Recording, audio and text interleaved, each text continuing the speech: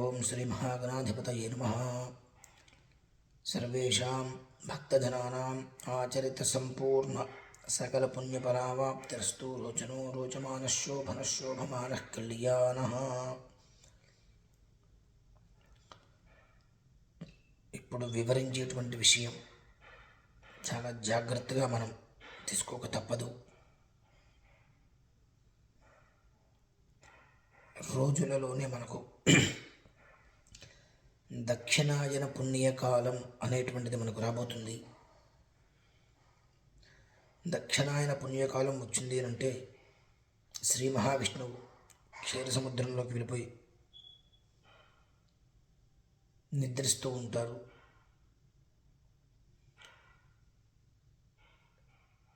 అయితే ఇప్పుడు నేను ఎందుకు చెబుతున్నాను అంటే, ఒక 2025 అనేటువంటి సంవత్సరం పూర్తిగా గుర్తుండిపోయేటువంటి పరిస్థితులు కనబడుతున్నాయి బాగా. ఇలా ఒకానొక సమయంలో ట్విన్ సిటీస్ అనేటువంటివి ప్రమాదం జరిగింది, అది బాగా గుర్తుండిపోయింది. అలాగే సునామీ అనేటువంటిది ఇప్పుడు మనకు వచ్చింది, బాగా గుర్తుండిపోయింది. అలాగే ఒక 5 ఏళ్ల క్రితం 4 ఏళ్ల క్రితం కరోనా అనేటువంటిది ఒకటి వచ్చింది, అది మనకందరికీ గుర్తుండిపోయింది. కొన్ని సంవత్సరాలు మరచిపోలేనంతగా గుర్తుండిపోతూ ఉంటాయి. అలాగే ఈ 2025 పూర్వార్ధం అంటే మొదటి పక్షం దాటిపోయింది, రెండవ పక్షంలో అడుగు పెడుతున్నాం. కొంతమంది జీవితానికి అద్భుతంగా ఉంటుంది,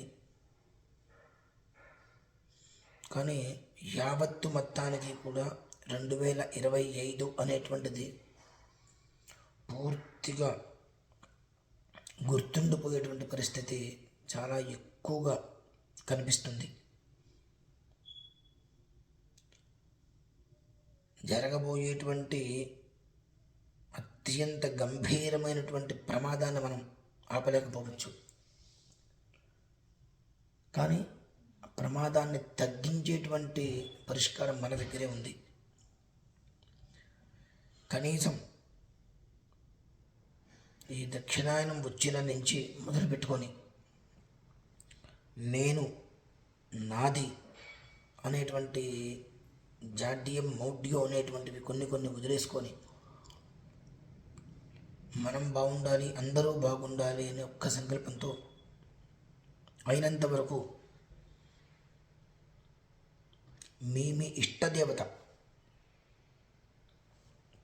ఎవరైనా కావచ్చు, కొంతమందికి ఈశ్వరుడు, కొంతమందికి వెంకటేశ్వర స్వామి వారు, నారాయణుడు, అలా రకరకాలుగా ఎవరికి ఇష్టదేవతలు వారు ఉంటారు. ఆ ఇష్టదేవతల్ని తలుచుకుంటూ ప్రతిరోజు గ్రామ దేవతలకి నమస్కారం చేసుకోండి. ఏ పరిస్థితులలో కూడా మా గ్రామానికి ఎలాంటి దుర్భిక్షము రావద్దు, ఏ పరిస్థితులలో కూడా దుర్భిక్షము అనేటువంటిది మా గ్రామం దరిచేరవద్దు అనేటువంటి విషయంలో చక్కగా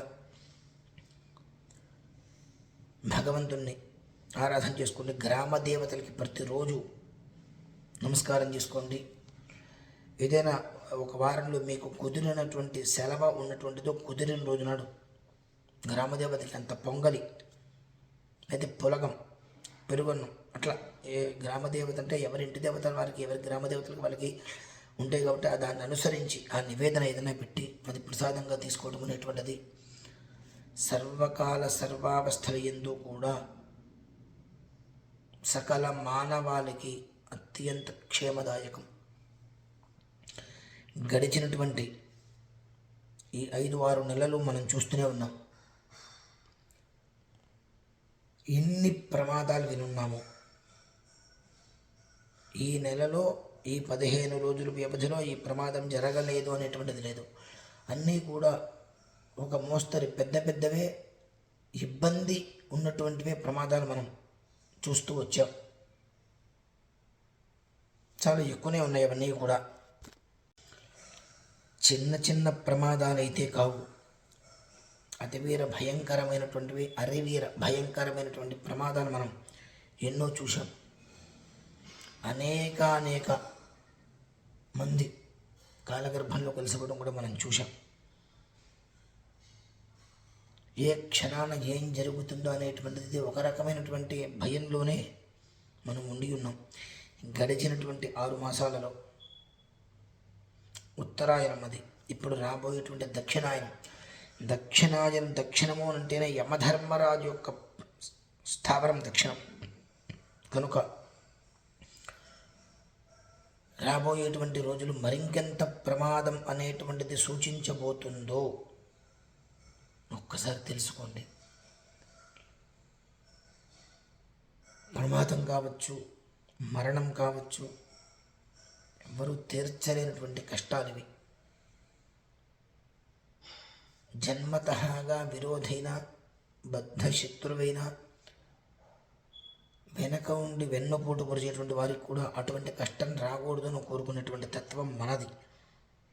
ఒక్కసారి రాబోయేటువంటి విషయాల్ని దృష్టిలో ఉంచుకొని సాధ్యమైనంత వరకు ఎంత సమయం వీలుంటే అంత సమయం భగవదారాధనలో ఆ కాలాన్ని గడిపే విధంగా ప్రయత్నం చేయడం అనేటువంటిది అన్ని విధముల అత్యంత శ్రేయోదాయకం సకల మానవాళికి. ఎక్కడో వస్తుంది కదా, ఎవరికో వస్తుంది కదా అని అనుకోవద్దు. ఎందువల్లనంటే నేను అనుకుంటా, సపోజ్ అనుకుంటున్నాను, ఆయన ఏదో చెప్పారు, నా ఇంటికి అయితే అంటే నాకు రాకపోవచ్చు కదా, ఎక్కడో రావచ్చు, నేను ఎందుకు చేయాలి, ఎక్కడో వచ్చేదానికి, ఎక్కడో వచ్చేటువంటి దాన్ని నేను ఎందుకు ఆపాలి, నాకు అవసరం ఏముందని అనుకోవచ్చు. అక్కడ ఎక్కడో ఉన్నవాడు కూడా అదే అనుకోవచ్చు కదా, అక్కడెక్కడో జరగచ్చేవో అనర్థము, దానికోసం నేను ఎందుకు ఇక్కడ సమయం వృధా చేసుకోవాలి, అవసరం లేదని అని అనుకోవచ్చు. ఎక్కడ ఉన్నవారు అక్కడ అలానే ఆలోచిస్తూ ఉంటే